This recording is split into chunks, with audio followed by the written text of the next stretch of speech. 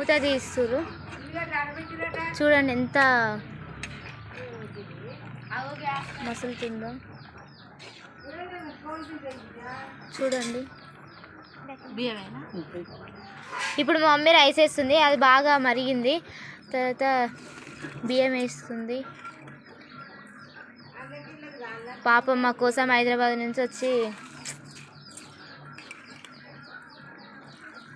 మా బాబాయ్ చూడండి ఎట్లా మూత పట్టుకుంటా. మా బాపమ్మ హాయ్ చెప్పు. హాయ్ హాయ్ అను చెయ్యూపే చెప్పు. ఇంకేమన్నా ముచ్చట్లు? ఏ ముచ్చట్లు చెప్పావు? సరే వండుతుంది.